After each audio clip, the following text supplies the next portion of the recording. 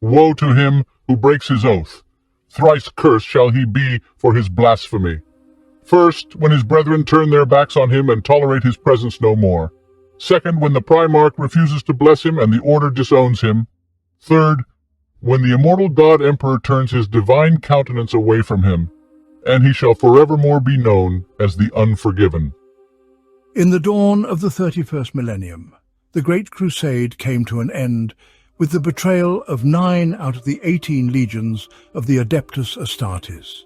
This led to the most extensive and bloody civil war in the history of mankind, known as the Horus Heresy. The reasons for betrayal were manifold: hidden malice, envy. Some were promised boundless power, others sincerely believed that they were building a better future for humanity, and some simply followed their Primarch. Most of the traitors over time turned into monsters, into twisted parodies of the Emperor's creations, and they became known as the Chaos Space Marines. 4 legions even earned the personal attention of the Dark Gods. The World Eaters dedicated themselves to Khorne, the Lord of Rage and Blood. The Death Guard embraced the gifts of Nurgle, the god of decay. The Emperor's children found eternal bliss under the patronage of Slanesh, and the 1,000 Sons were chosen by the Architect of Fate, Tzeentch. Other legions, such as the Word-Bearers, embraced the concept of undivided chaos, giving themselves equally to each of the gods.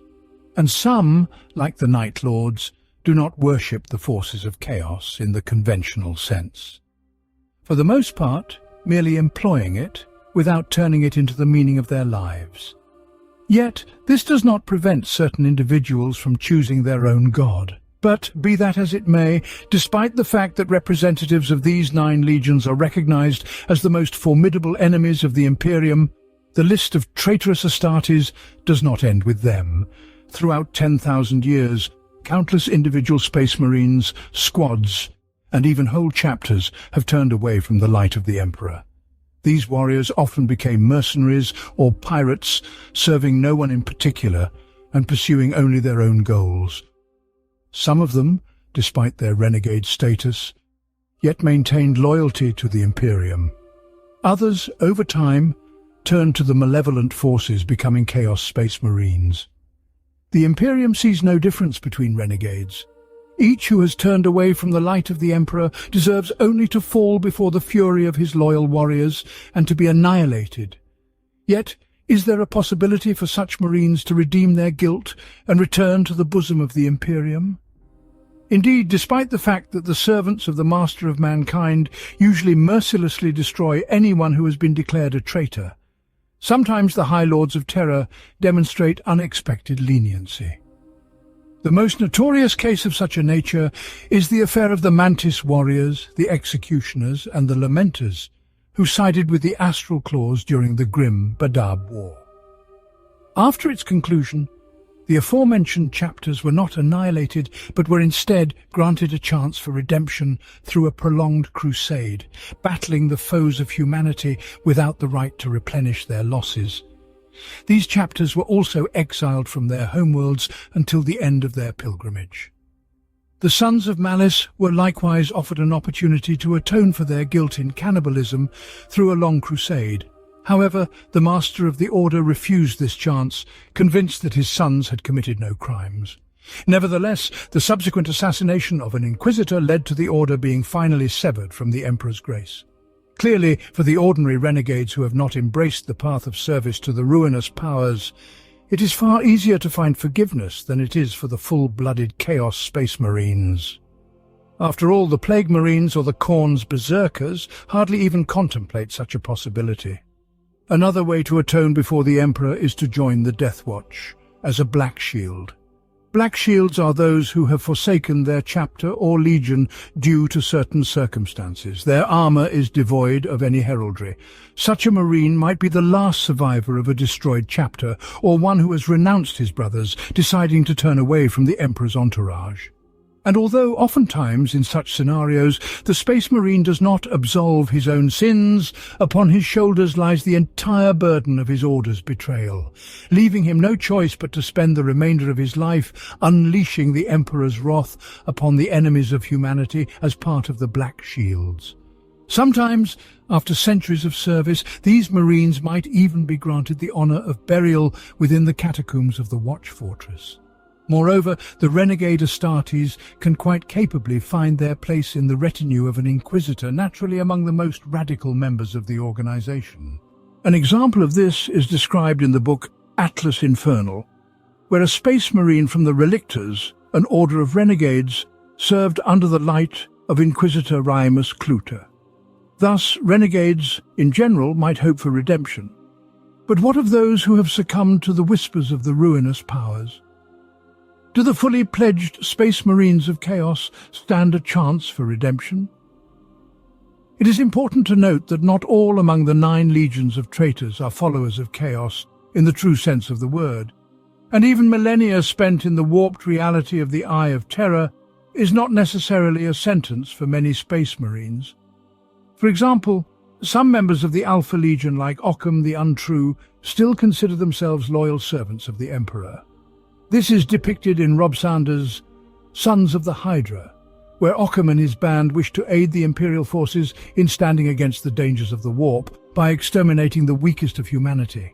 Moreover, the majority of the Night Lords Astartes do not worship chaos, nor do they hold any particular loyalty towards the Imperium, becoming little more than mere pirates. It is also worth recalling the Iron Warriors, who do not welcome the influence of malignant powers, preferring to replace their limbs and organs with augmentics as soon as they show the first signs of mutation. Furthermore, one must not forget about the rare yet existent occurrences when loyalist forces of the Imperium united with traitors to achieve victory over a more terrifying foe. The most evident example of this is the War of the Beast, when the Black Templars and the exemplar Imperial Fists allied with the warband of the Iron Warriors under the command of Warsmith Calcator to counter the Orc hordes. In addition to this, there were other instances when Astartes from the traitor legions returned to the embrace of the Imperium. For example, during the Horus Heresy, several Astartes from the Iron Warriors, led by Narek Draegur, turned their weapons against their own brethren during the siege of Mezoa. Subsequently, Draegur and his warriors fought for a long time on the side of the Salamanders. As for those traitors who have fully given themselves to the ruinous powers, the path of redemption, if it exists at all, will be much harder. Often those who bear the mark of chaos sacrifice their own souls in exchange for the power and might promised by their chosen god. Yet, however astonishing it may seem, there exists at least one account where a space marine, fully surrendered to the embrace of chaos, managed to redeem his sins. In the tale titled Demonic Blood, the events are chronicled whereby a sergeant from the Ultramarines was transformed into a champion of Nurgle after his desecration by a demon prince. A sister of battle, who bore witness to this ordeal, subsequently hunted the sergeant over the span of many years, until at last they met again on the bridge of a spaceship, orbiting a planet condemned to exterminatus. You might think redemption beyond your grasp, that you can never again be part of humanity, but redemption beckons through many paths. Look at what the years have wrought upon us. They turned you into a beast. They diverted my faith from the edicts of my order. Yet it is time itself that granted me the insight. Whatever transpires here, you no longer hold a chance to alter the galaxy. Use your imagination. Choose a new path once more before you relinquish your spirit. In the end, the former Ultramarine sergeant turned against his new masters and slew the demon prince, perishing alongside him in an infernal explosion. However, by that moment his soul already wholly belonged to Nurgle. Thus, despite this act of self-sacrifice, it's improbable that he could ever fully free himself from the curse. Perhaps it is for this reason that the champions of the warp prefer to continue serving the ruinous powers, not merely from the fear of eternal damnation and torment, but also in the hope of receiving the gifts of the dark gods. And what do you think? Leave your comments, and remember, loyalty is a reward in itself. Betrayal is a punishment in its own right.